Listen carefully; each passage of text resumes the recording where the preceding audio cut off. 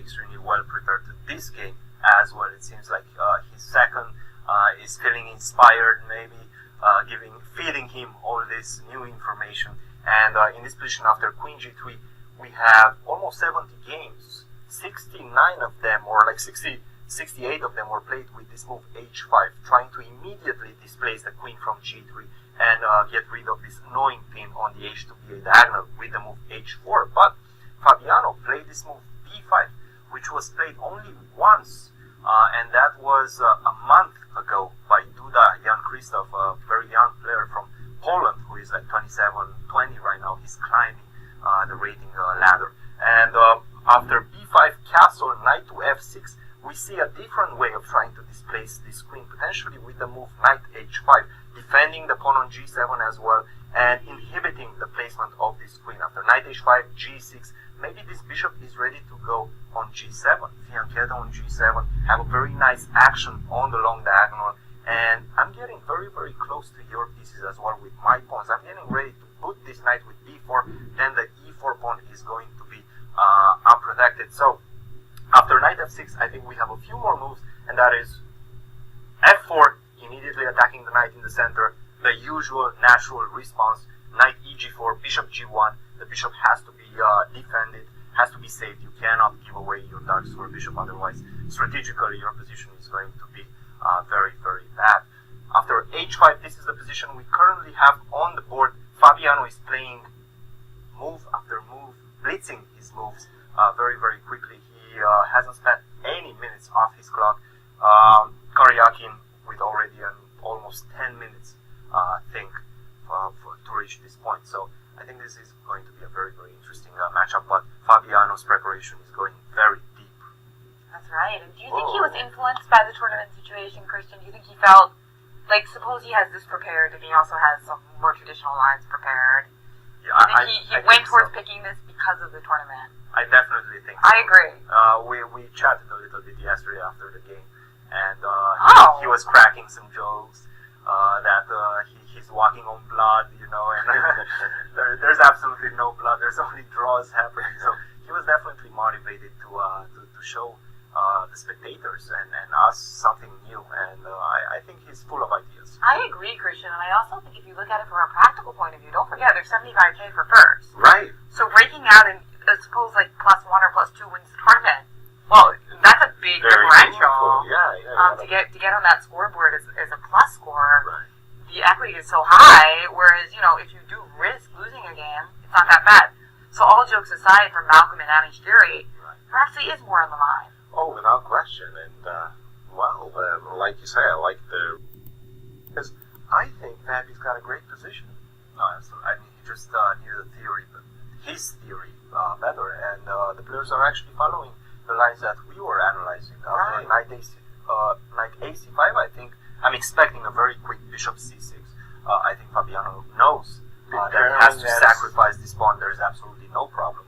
And preparing that A5, A4 roller. Yes. And I think what Sergey is banging on is the fact that he has this move knight to E4 to try to do something on dark squares, and we will see this F5 on the board, which leads to crazy complications in which whoever knows the position better, and that is Fabiano, by the way, is probably going to get away with a victory. Hopefully, one of our first results, decisive results of the tournament. Tantalizingly close, the elusive victory. I might jinx it. The commentators could. But we have a tweet. That's right. He's caught his opponent, Sergey Karjakin, in some nifty piece of opening analysis. Let me get to that game. I'll bring it up. I've just been sorting through all the games, enjoying them. And he seems to have caught Sergey in his preparation. As you can see, the time differential is rather substantial, and in this exact moment, after the move knight c5 to e4, White's strategy is based on controlling the square d6. As Christian has mentioned, bishop c5 is on White's agenda so that he can plant a knight on d6, but there's a really uncompromising move that's really nice, and that's f7, f5. the move Christian had pointed out earlier, with the idea of just giving this knight the boot. If you drop into d6, well, that square is not adequately covered, and black could pick up a pawn, by the way, with an idea of picking up yet another pawn.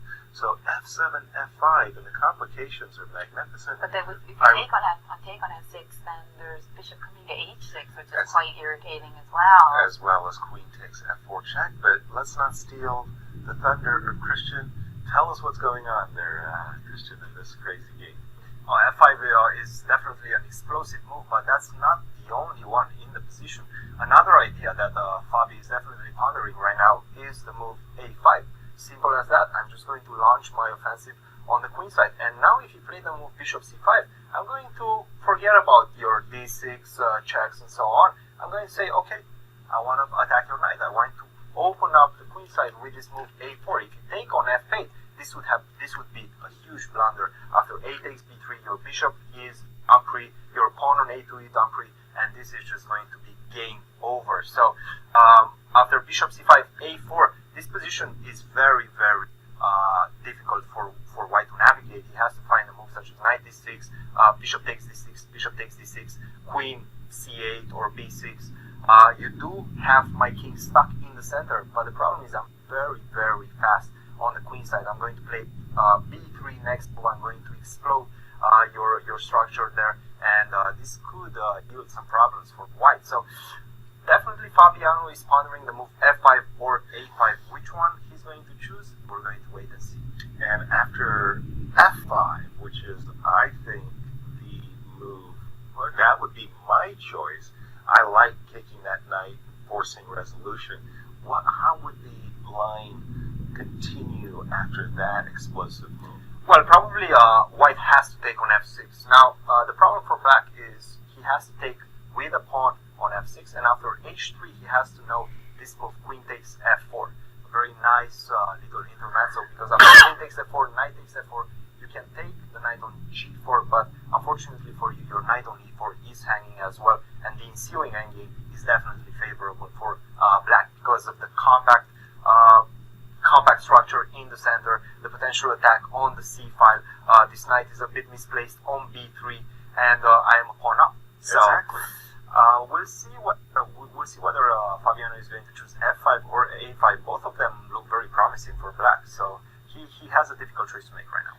And also because Jennifer asked a very salient question in that position where h3, you took right away on f4, but Jennifer was thinking, hey, bishop h6. How on earth would Sergey answer that one? Bishop f6 is a very interesting move. The problem is that I think I'm going to play this move king to b1. Right. And if you take on f4, I'm simply going to go queen to h4.